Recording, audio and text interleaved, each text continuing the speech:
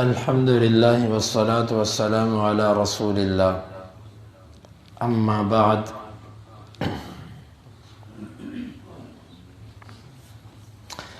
امام بخاری کہتے ہیں کہ ہمیں بیان کیا ابو الولید نے، وہ کہتے ہیں ہمیں خبر دی سلم بن زریر نے، وہ کہتے ہیں ہمیں بتلایا ابو رجاء نے عمران بن حسین رضی اللہ عنہ سے، وہ اللہ کے نبی صلی اللہ علیہ وسلم سے آپ نے فرمایا اطلعت فی الجنہ فرأیت اکثر اہلها الفقراء، میں نے جنت میں جھانکا، میں نے اکثر جنت والے جو لوگ دیکھے ہیں وہ فقیر ہیں۔ واطلعت فی النار، اور میں نے آگ میں بھی جھانکا ہے، فرأیت اکثر اہلها النساء، اور میں نے اس آگ کی اندر زیادہ عورتوں کو دیکھا ہے۔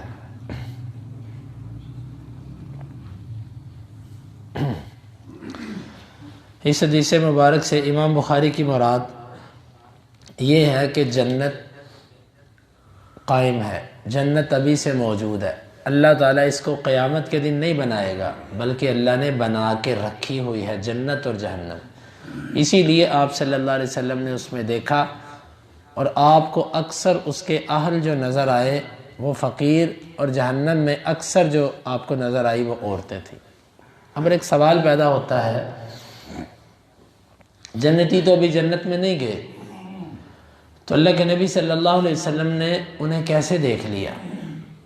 جہنمی ابھی جہنم میں نہیں گئے، آپ صلی اللہ علیہ وسلم نے انہیں کیسے دیکھ لیا؟ تو اس کا جواب یہ ہے کہ یہ ہے برزخی معاملات، ان کا تعلق ہے غیبی امور سے۔ جو معجزہ ہوتا ہے یہ ایسی چیز ہوتی ہے کہ جو عام طور پر ممکن نہیں ہوتی، لیکن اللہ تعالیٰ اپنی قدرت سے اس کو ممکن بناتا ہے۔ مثلا یہ کیسے ممکن ہے کہ ایک بندہ کچھ لمحوں کے اندر یہاں سے بیت المقدس جائے، بیت اللہ سے بیت المقدس جائے، پھر 7 آسمانوں کی سیر، جنت جہنم سب دیکھ کے واپس آ جائے؟ اگر ایمان نہ ہو تو یہ بات ماننے میں آتی نہیں۔ تو یہ جو کیفیت ہے، آپ صلی اللہ علیہ وسلم نے ان کی روحوں کو دیکھا، جسموں کو دیکھا، کس کیفیت میں دیکھا اس کو بیان نہیں کیا جا سکتا۔ اسی طرح آپ نے بیت المقدس میں انبیاء کی جماعت کروائی، کیا وہ انبیاء کی روحیں آپ کے پیچھے کھڑی ہوئی تھی؟ انبیاء قبروں سے نکل کے ان کے جسم آپ کے پیچھے کھڑے تھے، یا روح اور جسم دونوں آئے تھے؟ کیا کیفیت تھی؟ کوئی اس کو بیان نہیں کر سکتا۔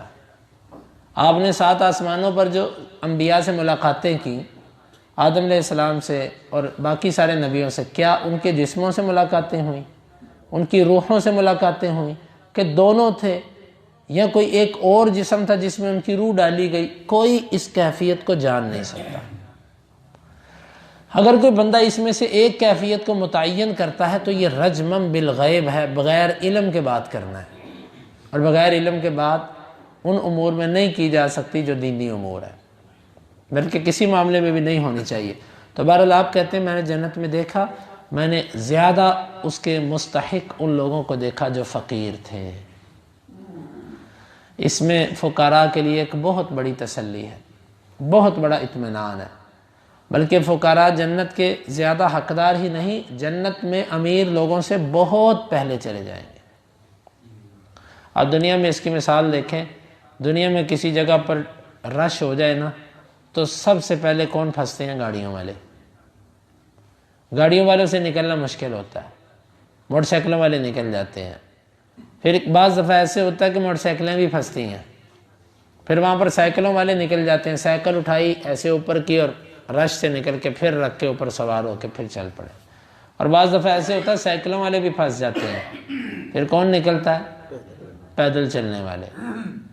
جب بریکیں لگتی ہیں نا تو سب سے پہلے یہ بڑی گاڑیوں والے، بڑے لوگ پھنستے ہیں۔ اللہ تعالیٰ کے ہاں جب حساب و کتاب شروع ہونا ہے نا تو رکاوٹیں سب سے زیادہ جو پیش آئیں گی وہ انہی لوگوں کے پاس آئیں گی جن کے حساب و کتاب لمبے چوڑے ہوں گے۔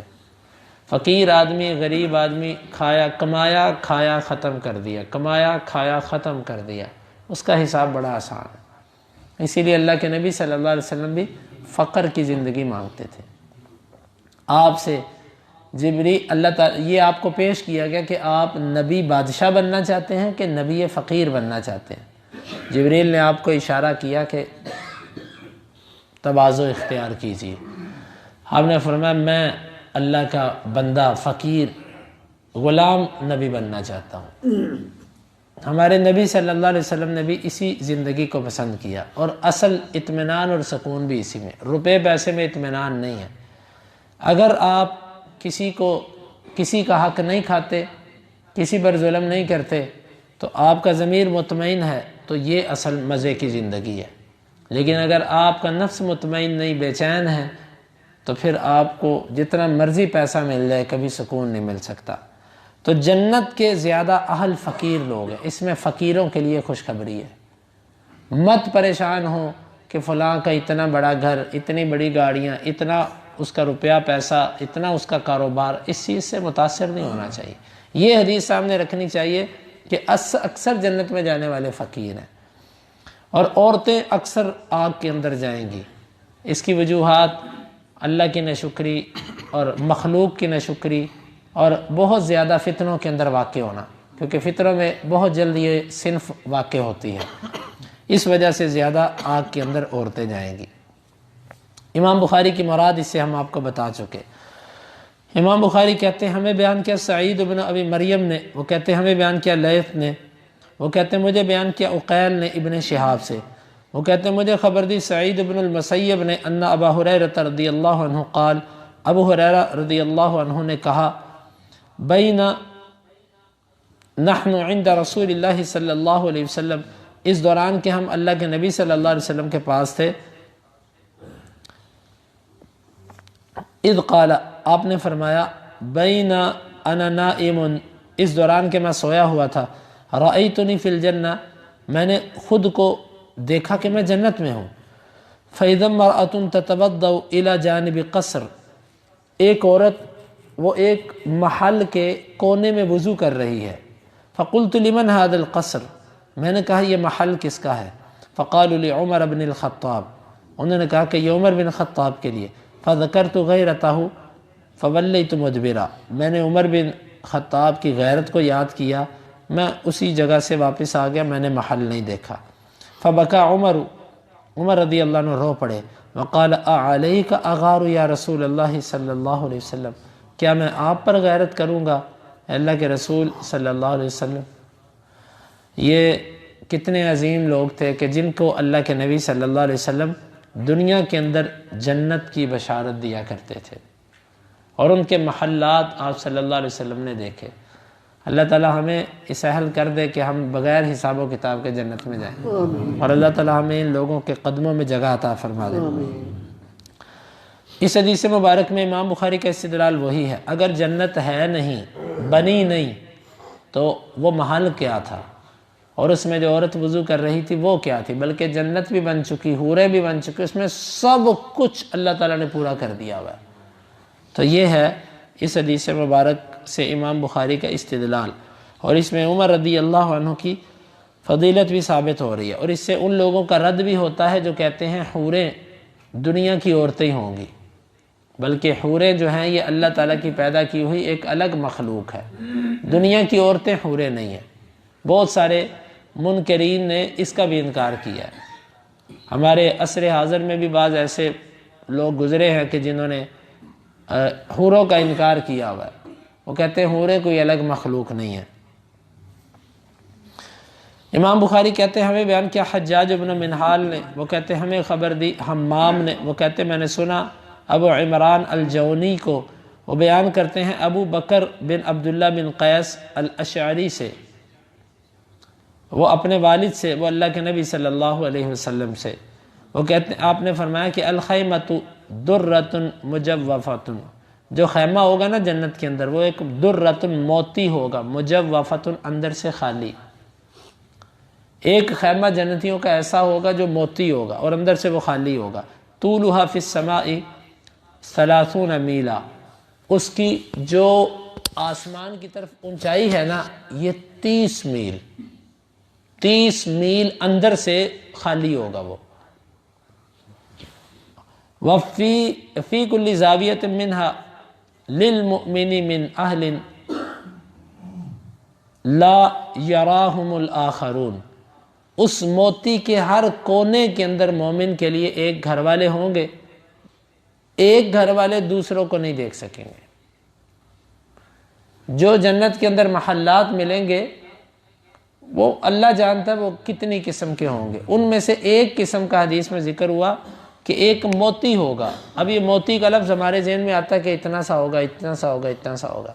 حدیث نے بتایا کہ نہیں، اس کی زمین سے لے کے اس کی جو موتی کی اوپر والی چھت ہوگی نا، اس کے درمیان فاصلہ 30 میل کا ہوگا۔ اور حدیث کی کتابوں میں جس میل کا ذکر آتا ہے نا، وہ ہمارے کلومیٹروں کے اعتبار سے 2.25 سے 2.5 کلومیٹر بنتے ہیں۔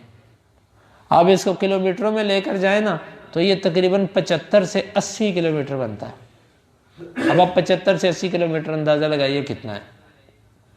اور پھر وقال ابو عبد الصمد والحارث بن عبید عن ابی عمران 60 میلا، اور ایک کے اندر 60 میل کا آتا ہے، 60 میل۔ اور غالباً دوسری روایت میں یوں ہے کہ 60 میل اس کی ایسے چوڑائی ہوگی، موتی کا ہونے کے باوجود اتنی دوری ہوگی کہ ایک گھر والے دوسرے گھر والوں کو دیکھ نہیں سکیں گے، کیونکہ انسانی آنکھ جو ہے وہ 30 میل تک نہیں دیکھ سکتی۔ تو یہ اللہ تعالیٰ نے جنت کی اندر ایک نعمت کا اللہ کے نبی صلی اللہ علیہ وسلم نے ذکر کیا۔ امام بخاری کا استدلال یہی ہے کہ اگر جنت بنی نہیں تو اس کے سائز اور اس کے بارے میں یوں خبریں دینا یہ کیسے ممکن ہے؟ جنت بن چکی ہے، اس کا وجود ہے۔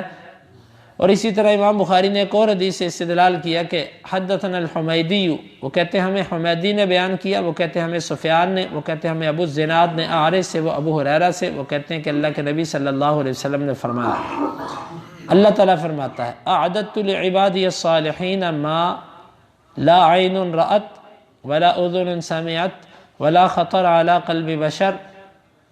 اللہ تعالیٰ کہتا ہے میں نے اپنے نیک بندوں کے لیے وہ تیار کیا ہے جو نہ کسی آنکھ نے دیکھا، نہ کسی کان نے سنا، اور نہ کسی کے بشر کے دل میں کھٹکا۔ فقرؤ ان شئتم، اگر تم چاہتے ہو تو جاؤ اس آیت کو پڑھ کے دیکھ لو۔ فلا تعلم نفس ما اخفی لهم من قرۃ اعین، کوئی جان نہیں جانتی آنکھوں کی ٹھنڈک میں سے اس کے لیے کیا مخفی رکھا گیا۔ اس آیت سے بھی امام بخاری کا استدلال کیا، اللہ تعالیٰ فرماتا ہے میں نے تیار کر دیا ہے۔ اگر بنی نہیں ابھی تک جنت تو اس بات کا معنی نہیں بنتا، اس لیے اللہ تعالیٰ نے جنت تیار کر کے رکھی ہوئی ہے۔ اللہ تعالیٰ سے دعا ہے اللہ تعالیٰ ہمیں ان احادیث پر کما حقہ ایمان رکھنے کی توفیق عطا فرمائے۔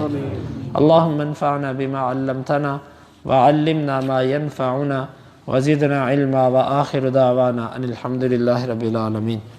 حدیث نمبر 3241، 43، 44،